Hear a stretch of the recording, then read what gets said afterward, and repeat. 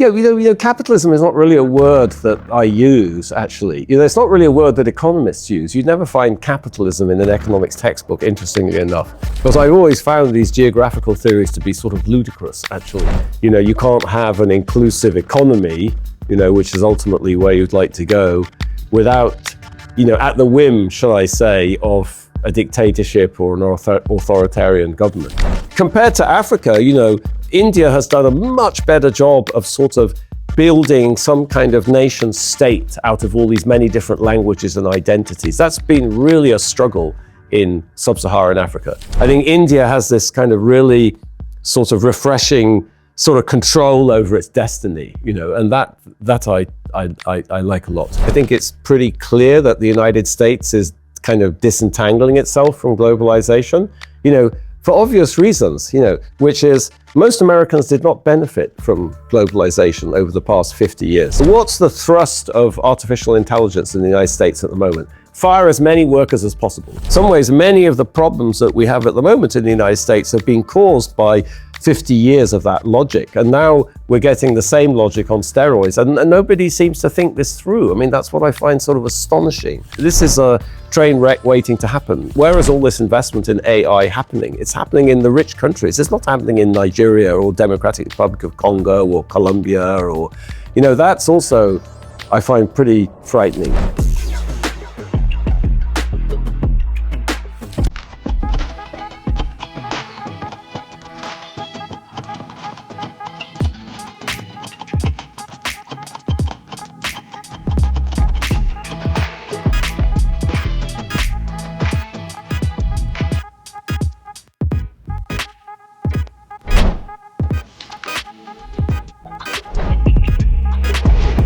Mr. Robinson, strong institutions need a strong state or strong governments, but strong governments also they have a tendency to turn authoritarian over time.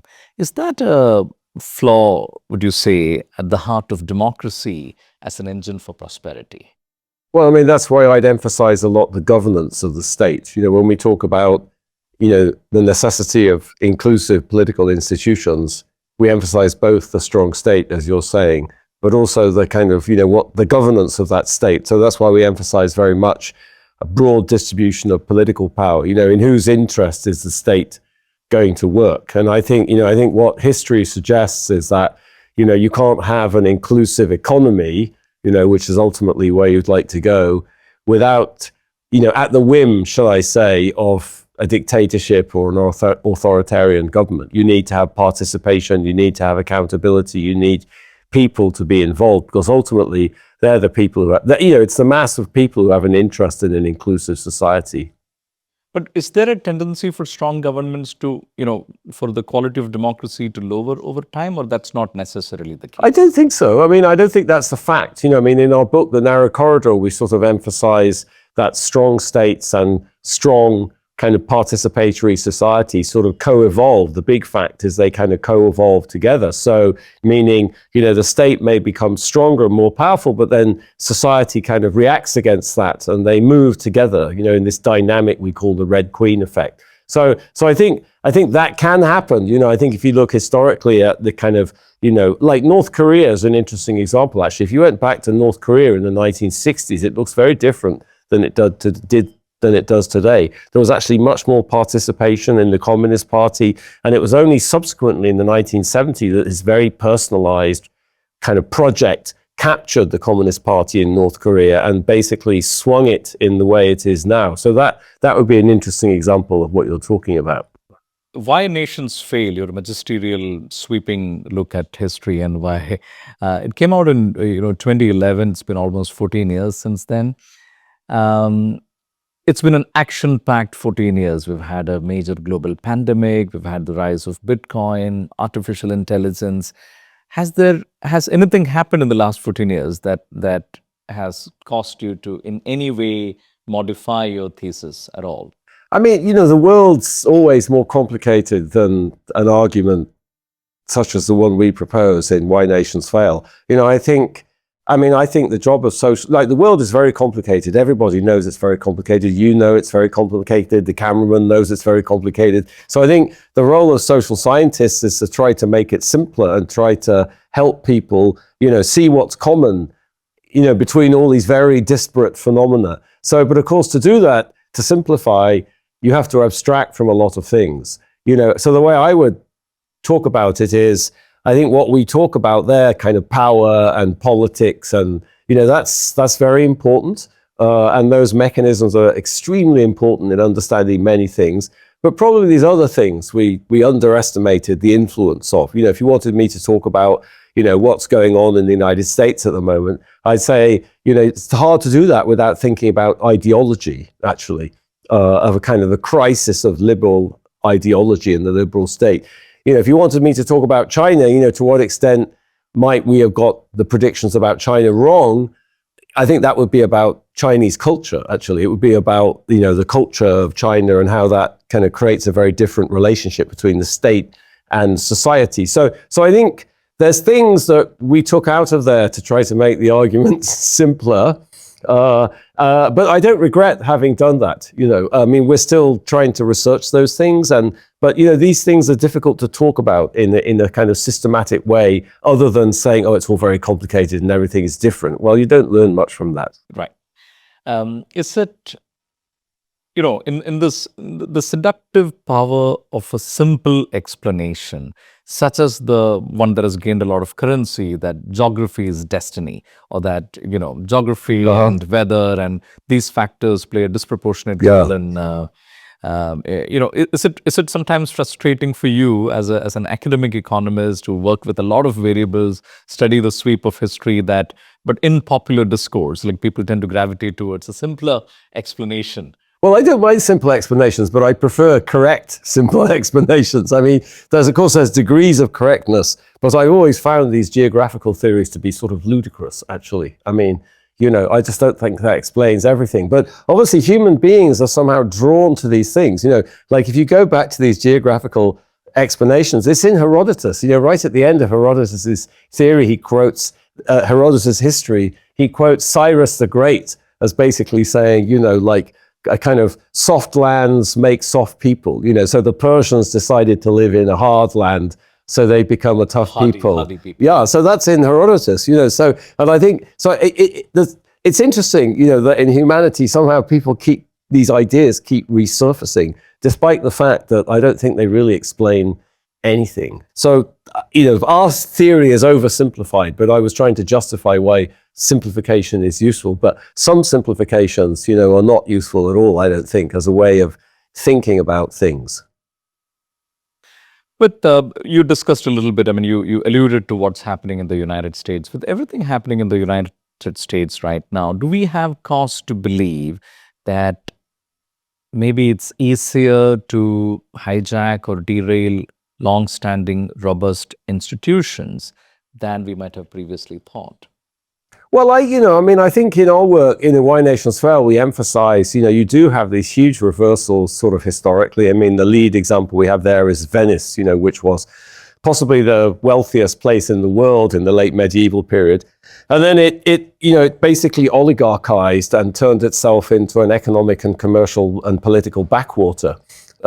So it's happened in world history. Could it happen again? Of course it could happen again. I think one of the things, one of the big conclusions from our academic research is many of these ideas that social scientists are so wedded to, like this idea of kind of modernization, that everyone is sort of converging to this, the end of history. Francis Fukuyama sort of repackaged it as the end of history. If you look at history, you don't see anything like that actually whatsoever. I don't see convergence. I think the pattern is divergence. And, you have rise and fall of societies historically. And I think it's very hubristic, for us to think that, that couldn't happen to us, because every society, the Venetians thought it couldn't happen to them either. The Romans thought it couldn't happen. The Athenians thought it couldn't, like the Islamic world, the Umayyads, would never have imagined it could happen to them. So I think, like that's a bit of humility necessary there. I think, yes, it could certainly happen. I think, in Why Nations Fail, we outline the mechanisms, some of the mechanisms via which it could happen, I think in the case of the United States, it would be surprising, meaning we've been in this equilibrium for 230 years, and the system has sort of revived itself when challenges have come. There's some challenges at the moment. Can it revive itself? Well, that has to be seen. And it's fascinating, as you're saying, when we look back at the sweep of history. But I would argue that one thing that is different at this point, of course, is that we are more connected. We have more documentation. We have more, we know much more about history than arguably anybody else at any other point in history did. Not necessarily that, that makes us more insightful. But does that give us a chance to avoid some of the mistakes of the past, or not necessarily? Well, it makes some. Yeah, I think it helps to avoid mistakes of the past. I think humanity sort of learns slowly. I'm always reminded of Winston Churchill's famous remark that you can always rely on the United States to do the right thing after they've exhausted every other option. So I think history is a bit like that. We do the right thing after we've exhausted all the other options.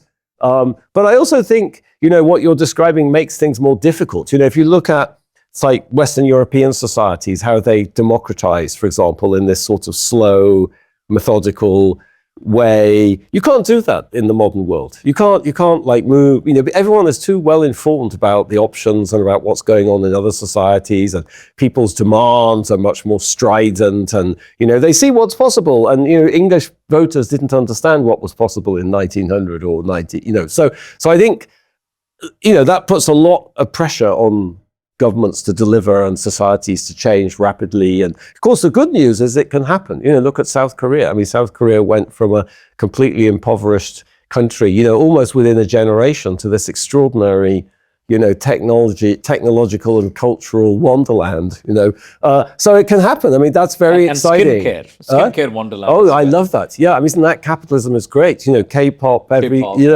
so beauty. Yes, absolutely. I mean, it's fantastic. It's a cultural phenomenon also. You're absolutely. Even up until, say, 20 years ago, this would be so difficult to imagine that South Korea would be would be a global powerhouse of entertainment and beauty and incredible. In 1970, the third largest export was human hair.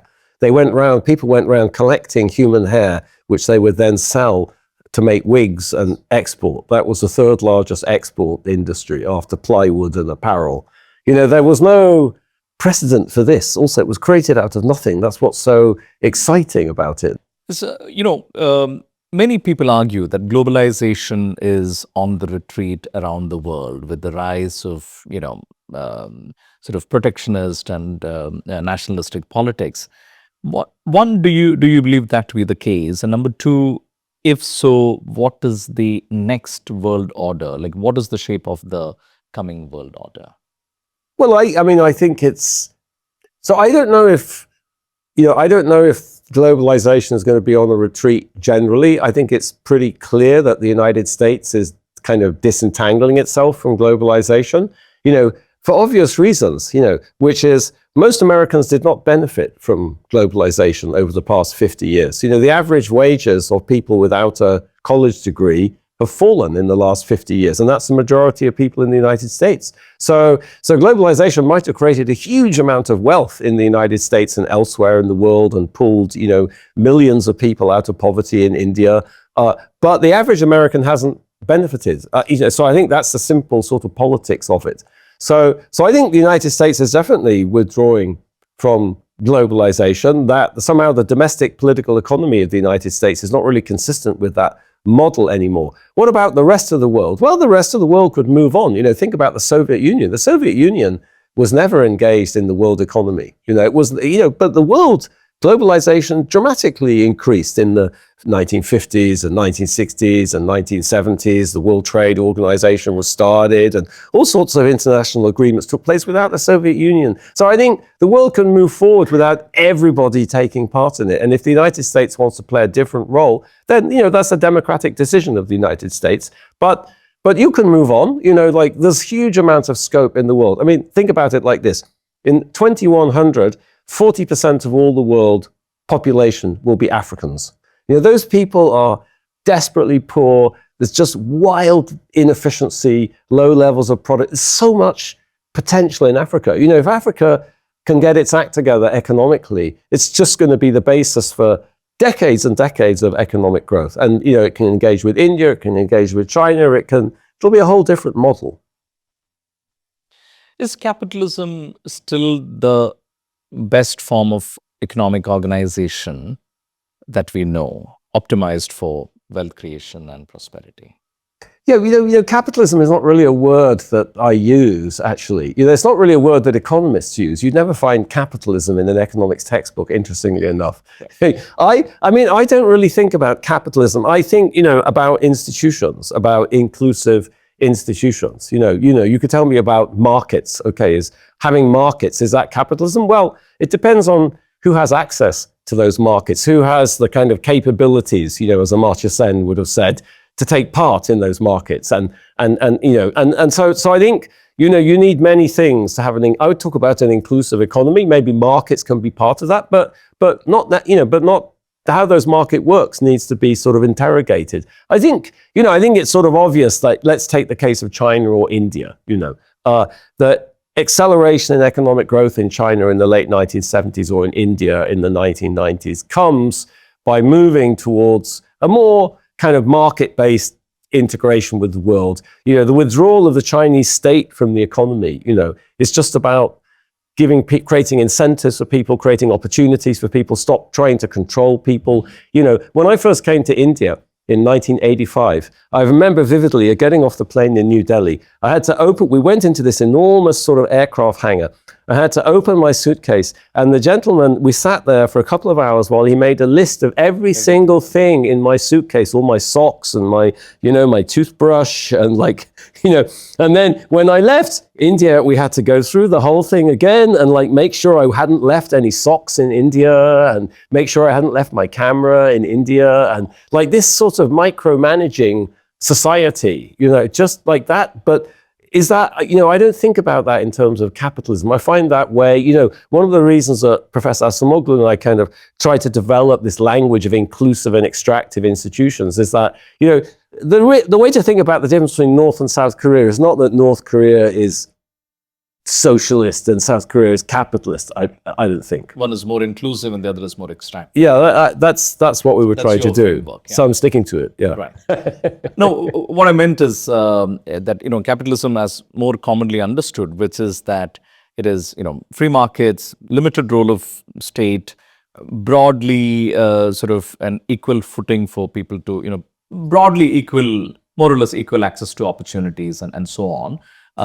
You know, that, you know, societies with those characteristics have generally been created more wealth, more prosperity. Yeah, I think that's right. Yes. And that you would say is still a very good recipe for societies to follow. Well, I don't know about that. You know, think about like, you know, what a feature of capitalism, you could say, is that, you know, capital hires labor, let's say, you know, capital, you know, the owners of capital hire labor. But, you know, think about the consequences of that in the last 50 years in the United States. You know, there's been a huge amount of innovation, let's say the spread of computers. And what's the effect of that?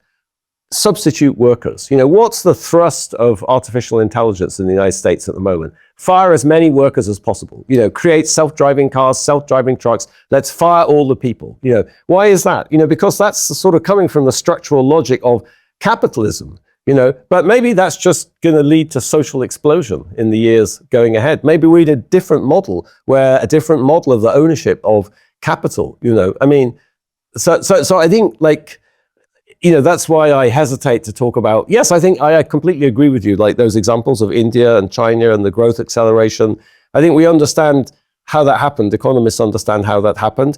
But you know, but I think the world is changing in a way which may kind of destabilize that.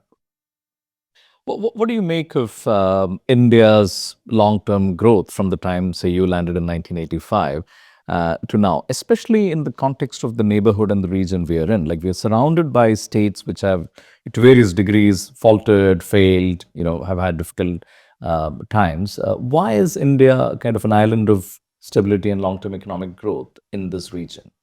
Well, I think one of the things, you know, we try to look a little bit more at the history of India in our book, The Narrow Corridor.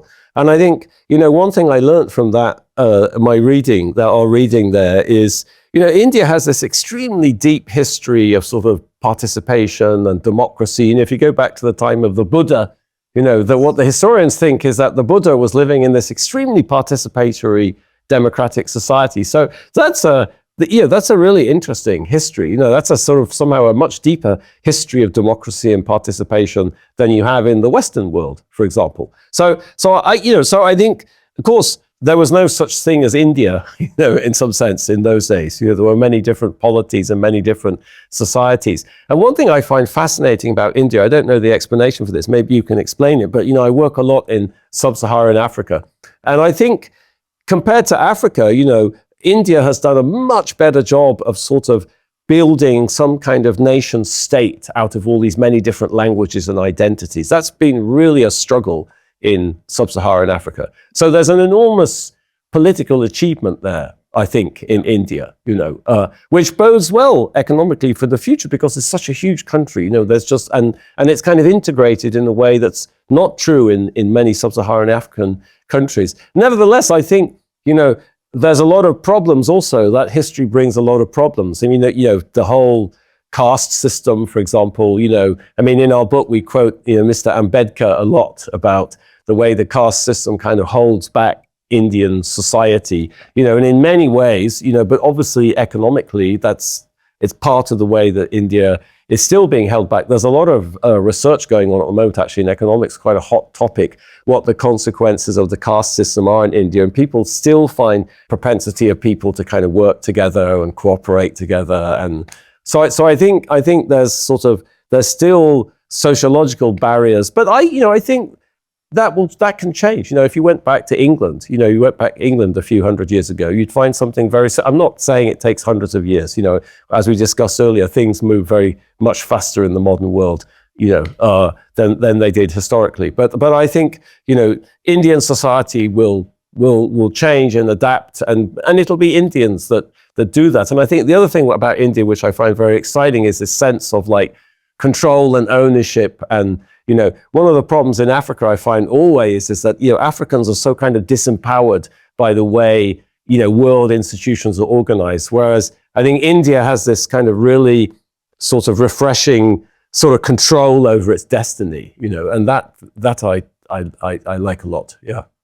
And you touched upon AI in the past. What do you reckon this insane march of AI, as we have witnessed it in a very short duration itself, what does it behold for societies? I mean, are societies going to have to think about and implement universal basic income schemes?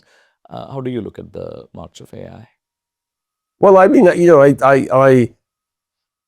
I'm not an expert on that kind of topic of like what's the best way of supporting people's income, but I think, I don't think you have to be a genius to figure out that one of the consequences of this is going to be further downward pressure on wages. And, you just see the kind of logic of technological change in the United States is all focused on substituting robots for, this is what Mr. Musk wants to do now. He wants to turn Tesla into a kind of robot factory. He wants to just replace people with robots. What are those people going to do? Robots don't vote. People vote. People complain. Like in some ways, many of the problems that we have at the moment in the United States have been caused by 50 years of that logic. And now we're getting the same logic on steroids. And nobody seems to think this through. I mean, that's what I find sort of astonishing. No one seems to think through the consequences of that. In some sense, it's the government that has to think about the consequences, the social consequences, the political consequences of that. But at the moment, they're not really inclined to think about that either in the United States. So this is a train wreck waiting to happen, it seems to me. There's going to be a big adjustment to this. And one of the, part of that adjustment has to be, how do you support people's incomes? And I think European societies have done a better job of this because they have mechanisms of social insurance, they have a welfare state, but somehow the logic of American capitalism, is different from that. So I think you're going to see, substantial improvements in productivity, but it's going to be extremely inequitable. I mean, me working in the global South, I also see the consequences for world inequality. Where is all this investment in AI happening? It's happening in the rich countries. It's not happening in Nigeria or Democratic Republic of Congo or Colombia or, that's also, I find, pretty frightening. We find today the rise or large parts of the world's population living in states where there is a kind of a trade-off. I mean, I'm referring to, say, China, many of the Middle Eastern monarchies, where the quality of life and your income is quite high, but you do not have, say, freedom of speech. The social and political life is not very participatory. But incredibly, even wealthy Westerners are, gravitating towards, for tax reasons perhaps, they're very happy to live in, these societies. Does that surprise you? And are we going to see more of these kind of states? Well, I think the success of the Gulf monarchies is sort of fascinating. This sort of reinvention of this absolutist monarchy. I think that's somehow they've been able to tap into these sources of political legitimacy, and they've developed this sort of vision of the future, which I find absolutely fascinating. But I think my view about that is that at least European history and thousands of years of political philosophy suggests that absolutist monarchy is not a very sustainable model. In fact, Sheikh Maktoum, in Dubai, has this wonderful remark about my grandfather rode a camel. This? Yes. Like, my grandfather rode a camel. Yes. And so I think he himself is very aware of the potentially transitory nature of this equilibrium. Now, of course, what's unusual about those countries is this very strange mix of 10% of the people are citizens, or less than 10%, and 90%. So there's no kind of historical precedent for creating a society like that.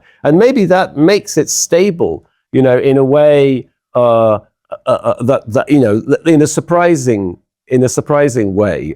But I do think those societies are wildly understudied by social scientists. It's really a remarkable. I don't want to detract actually from the remarkable achievement in those countries. Because, having worked in Africa for many, many years, you see how natural resource wealth can be squandered. Mr. Robinson, congratulations once again on your incredible academic achievements and your Nobel Prize. And thanks so much for joining us today. It's been a real pleasure. My pleasure.